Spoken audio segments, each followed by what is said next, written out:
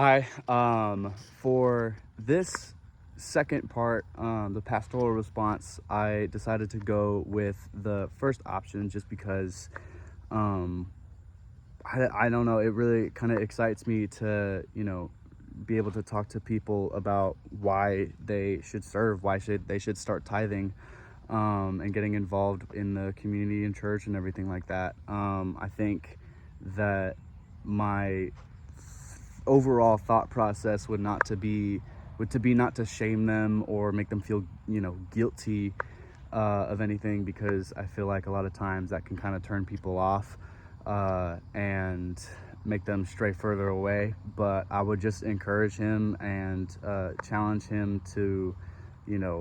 want to be better and want to go deeper into his relationship with God through all these aspects. I would share with him, why I got involved in serving in the first place. I'd share with him my why, which is to give people the same experience that I received on my first day at Elevation, and really just share with him the importance of that impact that serving really makes on a person, and that even if his schedule doesn't allow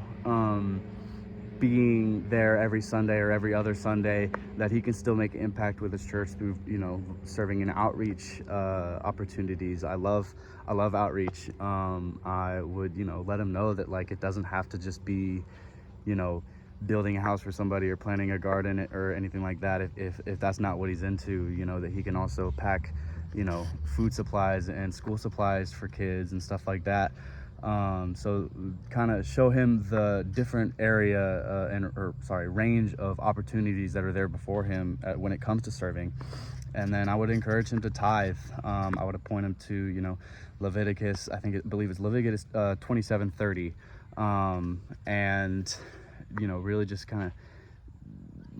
show him the reason why, and not coming from a standpoint of oh well, God says you have to tithe, so that's what you have to do. Just kind of give him the resources and tools to be like, listen, like, this is coming from the Bible, and overall trusting God with your finances gives you a lot more comfortability, from my own experience, to grow in your relationship with him. And then I kind of point it back to serving, and just be like, hey, like, I'd read him, 1 Peter 4:10-11. God calls us to use all of our gifts and unique gifts to serve him. And whether that be, like I said, on a Sunday, every week or every other week, or whether that be through outreach or, anything else that we offer as a church, that he can use his gifts and his knowledge that God's given him to not only reach other people through him, but also build his own relationship with God. And I'd be there and offer my support and kind of work with him to figure out if there's any way that we could help him through this process. And I find that there is a healthy medium between challenging people and pushing them over the edge. I think that I would kind of just not beat the drum or hammer it down into him, but every time I would see him and just be like, hey man, like, I'm encouraging you, I'm thinking about you, and I'm here for you if you ever want to talk about anything.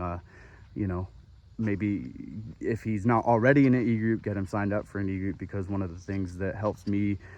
with my walk through Christ is the community that I've built around me within my e-group, and my friends that I serve with on Sunday, and the staff that I have relationships with, and all that. So I would just convey the importance of building a community around you, and that it's not just how many people can we get connected into this thing, it's how many relationships can they build, and share the mission statement, see what God can do through you, and kind of just like I said, stay alongside him and be there with him throughout the whole process, and continue to encourage him and offer ways that we can help as a church.